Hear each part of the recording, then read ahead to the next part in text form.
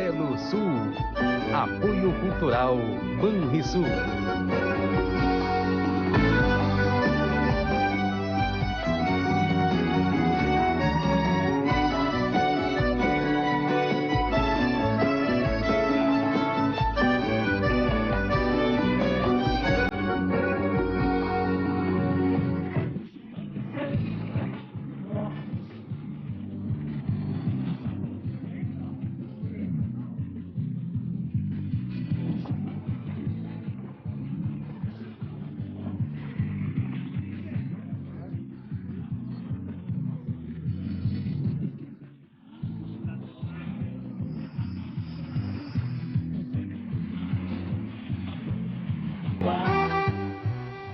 O Paralelo Sul chegou num município colonizado por imigrantes italianos, que por suas belezas e encantos fazem de Ilópolis um lugar fantástico para passear.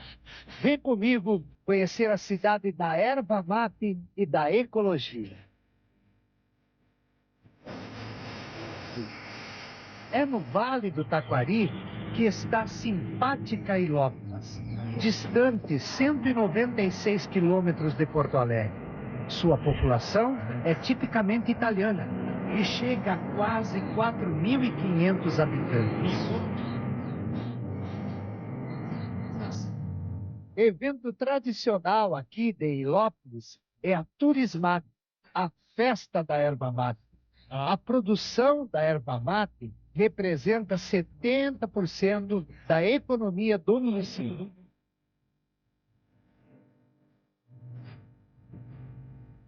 A Turismate foi criada em 2003 e o nosso principal objetivo é valorizar a erva mate, a nossa principal cultura, e também toda a cadeia produtiva da erva mate.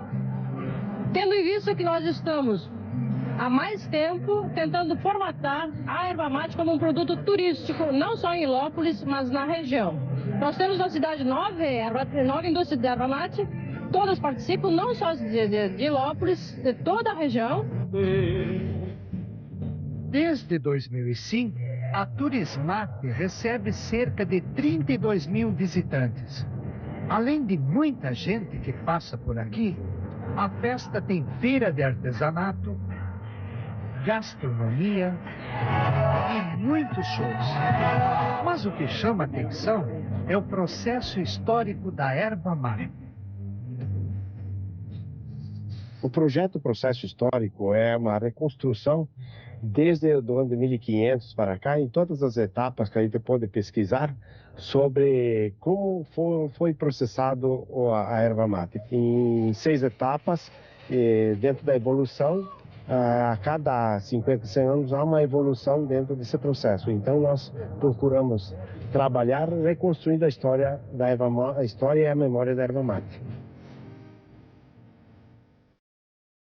Desde que o Brasil foi descoberto para a nossa pesquisa, aqui existiam índios e junto com eles nós encontramos aqui a erva mate consorciada com a mata nativa. Então a erva mate já existe como uma árvore nativa.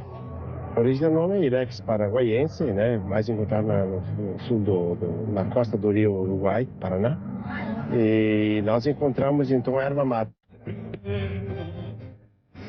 O chimarrão ele sempre era servido no porongo, mas mais no início de 1700 houve assim o chimarrão com uma produção mais acentuada. Então era a cuia, através da cuia servido com a roda de chimarrão, fazendo parte do convívio familiar, de uma integração de famílias e povos.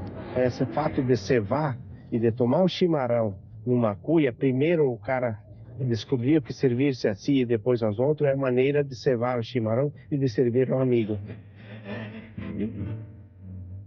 A primeira etapa é quando os índios foram encontrados aqui e eles produziam uma quantidade muito pequena, até 15 quilos, e eles produziam sobre um fogo de chão, chamado, com um pequeno feixe sobre esse fogo, chamado macaco. e que para eles era um produto nobre, mais consumido primeiro pelos caciques, depois para toda a tribo quando houvesse necessário. É um produto estimulante que serve também para alimentação, e os índios usavam isso muito como um costume diário deles. A segunda etapa, nós aqui, houve então a introdução de povos, mais precisamente os primitivos. E aí, no ano de 1510, começa a população ocupar os seus espaços aqui no Rio Grande do Sul, e também no setor ervateiro como uma fonte econômica, mas numa produção muito muito primitiva ainda. Logo após os indígenas, com a secagem, então sobre um fogo brando, com um parapeito que pudesse proteger os que sapecavam, e a erva era colhida, sapecada sobre o fogo, colocada sobre carijos, e nos carijos havia uma permanência de 24 horas com sua secagem. Em seguida ela ia para um canchamento de uma eira, e em seguida o canchamento era em facões de lenha, para que houvesse então o consumo. Por o ano de 1700, 1650, 1700, houve a entrada dos jesuítas, onde introduziram alguma espécie de arame e a sapecadeira movida em cima de taipas de pedra, com um certo abrigo bem mais avançado, uma produção bem mais acentuada. Houve a introdução do comércio, então, para o Baixo Taquari, principalmente para a Grande Porto Alegre. O canchamento era usado também a força animal, mas também o homem que auxiliava no cilindro para que picasse a erva, cancheasse a erva dentro desse cilindro. E tudo isso são construções bem primitivas ainda, mas aí, para moer, como é que era? Então, na moagem, ele introduziu o pilão através do monjolo que moe, né? E aproveitando o movimento da água, o recurso da água. Então ele fazia com que esse monjolo tivesse um peso numa extremidade e os pilões na outra extremidade. Barbacoa. São construções melhoradas, e onde o homem se servia de um abrigo, um misto de madeira cerada com madeira roliça do mato. E aí houve uma introdução muito grande de uma modernidade, um certo aumento de produção. E nessa etapa também houve uma produção com certo abrigo, cobertura, erva cancheada, erva moída e erva também cancheada através do recurso hídrico, ainda com água, tendo em vista que não tinha energia elétrica. Houve então a entrada da energia elétrica, foi quando o homem conseguiu descobrir que a erva mate nessa etapa, no século XIX, se colhia erva somente no período de inverno, maio, junho, julho e agosto, período de dormência, quando que a erva era só comercializada durante o ano todo, mas secada naquela época. E então assim se tinha uma erva de boa qualidade, e assim houve um aumento muito significativo no comércio. Houve a entrada da informática e a indústria então aumentou e a produção de 12 meses por ano.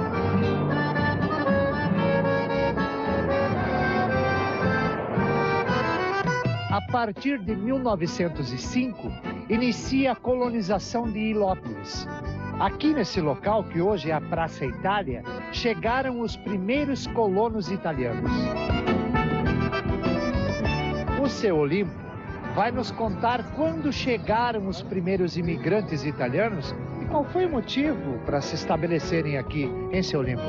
Eles chegaram no ano de 1905, aqui se estabeleceram, vieram da grande região de Caxias do Sul, se estabeleceram aqui porque foram atraídos os grandes pinheirais, erva mate, mata nativa.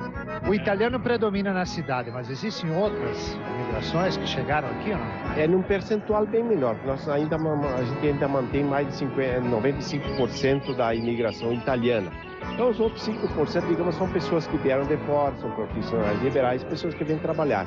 E aqui, sem dúvida, quem vem fica, porque o lugar é aprazível, é muito bonito. Enfrentaram muitas dificuldades na época, evidente, né? Com certeza, a chegada dos primeiros imigrantes vieram assim no lombo de um burro, abrindo picada.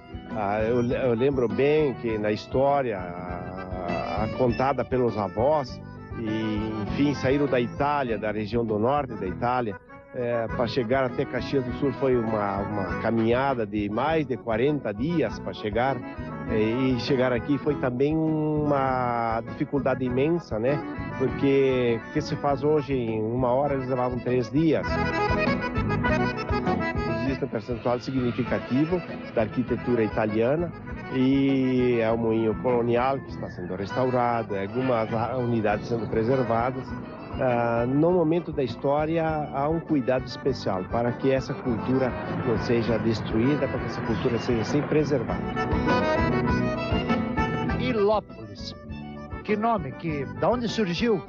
Ilo, do latim, polis do grego. Ilópolis, cidade da erva mate. A simpática Ilópolis também leva o título de cidade da ecologia. Manter e preservar o meio ambiente começa desde cedo por aqui, na Escola Ambiental. O município conta com mais de 50% de mata nativa.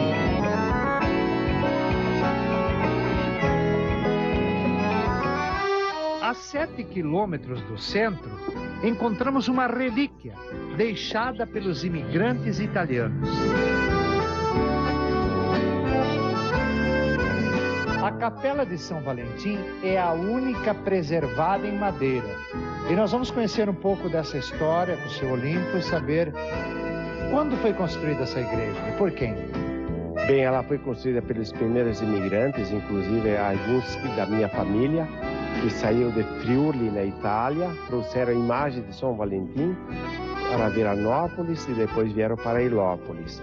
Ela foi construída a partir de 1932, ficou concluída em 1937. Bem no norte da Itália, na região de Friuli, no fim do século XVIII, havia assim pessoas em virtude de muitas epidemias. A fé veio em função de que este santo seria um protetor das pessoas doentes. Então também no seu embarque, também no seu caminho, uma relação desde a Itália até aqui, foi em função de que alguns familiares tiveram alguns problemas de saúde e a fé foi sempre uma solução, um socorro. Chegou um grupo pra lá de animado. É hora da música Roda de Chimarrão com o grupo da Oficina de Dança do Colégio Estadual de Ilópolis.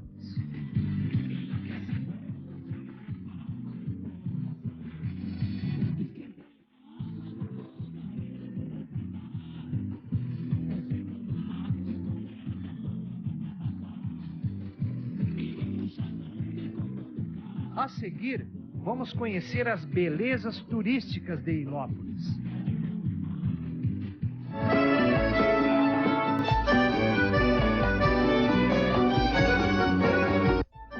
Paralelo Sul, apoio cultural Banrisul. Acompanhe as principais notícias da manhã do estado no TVE em Dia. De segunda a sexta, sempre 15 para o meio-dia. Confira aqui na TVE. Apoio cultural Corag, imprensa oficial do estado do Rio Grande do Sul.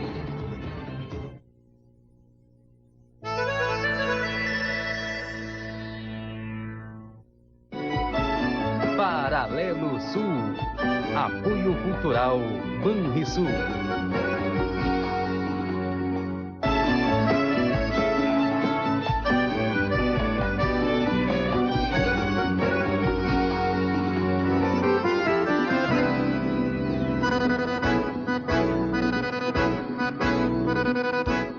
Da boia no Paralelo Sul, em terra de italiano, comida italiana e um prato chamado fortaia. Dona Neuza Carlesso, estamos na cozinha dela e ela vai nos ensinar o que vai numa fortaia. A gente começa com 6 ovos, 200 gramas de queijo nós colocamos e uma pitada de orégano e uma pitada de sal. Não é nenhuma pimentinha, hein? Não, a tradicional tortaia, ela é feita assim. Eu também. Coisa que vem antigamente, a gente aprendeu com os avós da gente, né? Minha avó me ensinou, minha mãe, e estou fazendo que nem eles ensinaram a gente. Tá bem, então como é que...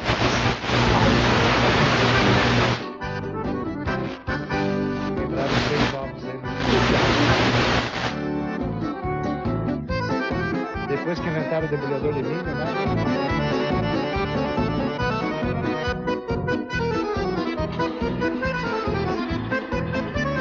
Questão de 20, 30 segundos já tá... Tá pronto. Isso aqui é um disco de arado, né? Tá bem quente, não vai... Um azeite.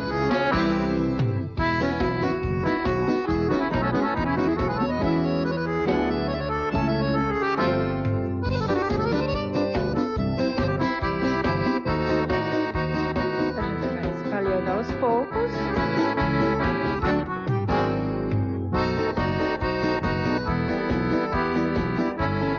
Isso é um omelete, né? Isso é. Que os gringos chamam de fortaia. Ah, isso. A gente põe uma pitada de orégano, que fica muito gostoso.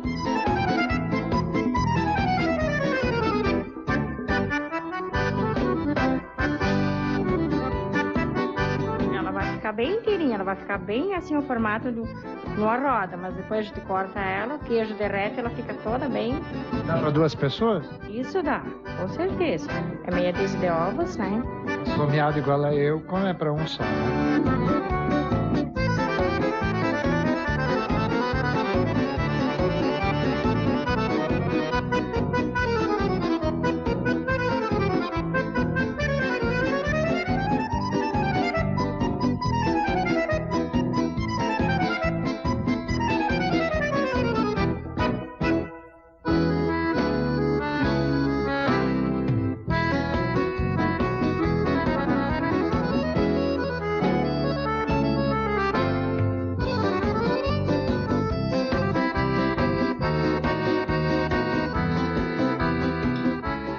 Vamos nós.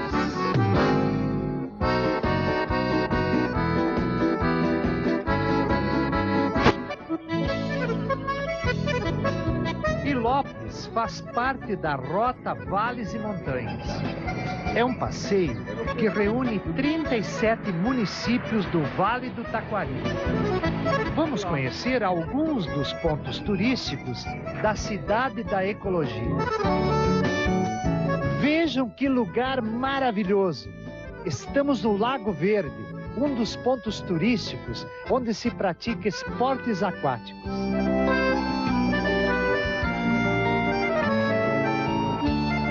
A Lídia Marangon vai nos contar um pouco da história do Lago Verde.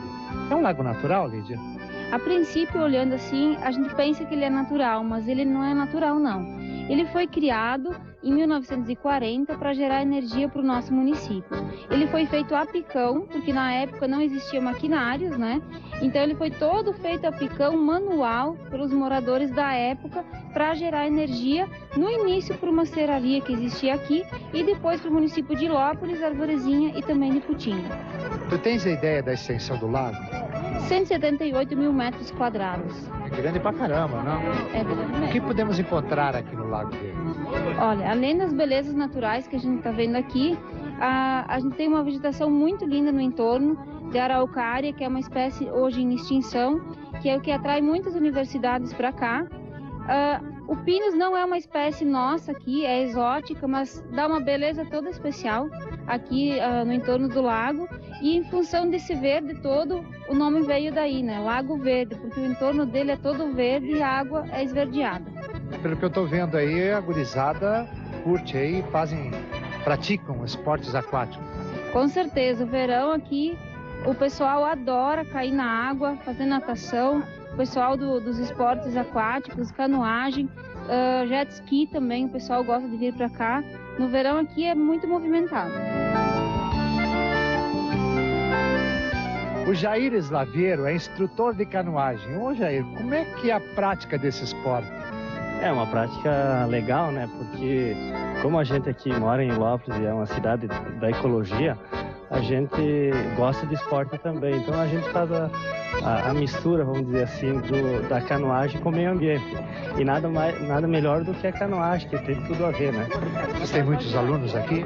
Hoje nós temos um projeto Segundo Tempo, que nós temos em torno de 400 alunos. O que significa esse projeto Segundo Tempo? É um projeto que a gente desenvolve atividades recreativas e esportivas, sempre no contraturno escolar da criança, né?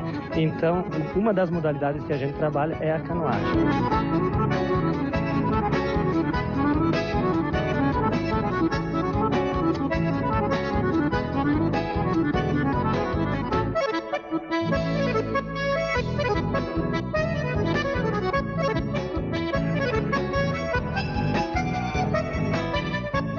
Nós estamos num lugar maravilhoso, fantástico. Esse é meu Rio Grande amado, Ilópolis, Rio Grande do Sul, Cascata da Baleia. E dá uma paz, uma tranquilidade, um relaxamento. Coisa bem linda isso aqui, né, Lívia? Maravilhoso, maravilhoso De mesmo. onde é que vem essa água? Essa água vem do lago que nós acabamos de sair logo agora, o Lago Verde. Quantos metros de altura tem a cascata? Em torno de 60 metros, Bruno. Cascata da Baleia por quê? Olha, se você olhar bem ao fundo, você vai ver a barbatana da baleia e aqui na parte frontal da baleia. E diz a lenda, que foi quem deu esse nome, que a outra barbatana, quando a baleia caiu, quebrou. Eles praticam que tipo de esporte aqui? Olha, o pessoal costuma praticar rapel aqui. O Rio Grande do Sul é um paraíso para se viver. Ainda mais em Ilópolis, onde a preservação das belezas naturais é tão importante e muito presente como aqui no Parque do Ibama.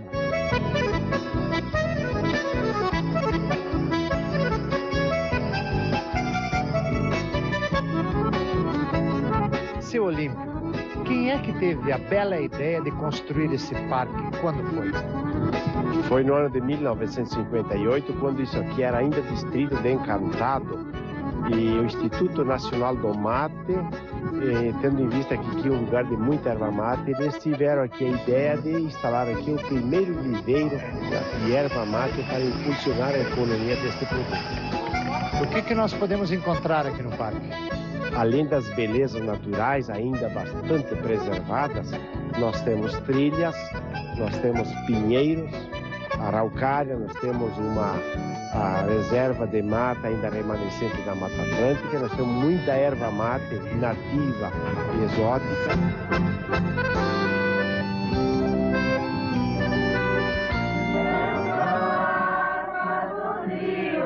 Na hora da música, vamos cantar com o Coral Municipal de Ilópolis. Eu sou a nascente, o cerrado e a serra. Eu sou o grito de dor da madeira ferida, a relva, a selva, a seiva da vida, peão boiadeiro que o laço não era. Eu sou o doce das frutas, a erva que amarga, o quarto de milha e o manga larga, as águas revoltas são os prantos meus. Quem envenena meus mares, me queima e desmata, me sangra sem pena, aos poucos me mata, não vê que eu sou. A cidade da erva mate e da ecologia se despede de todos os gaúchos. Ilópolis deixa saudades. Até domingo que vem, Rio Grande do Sul.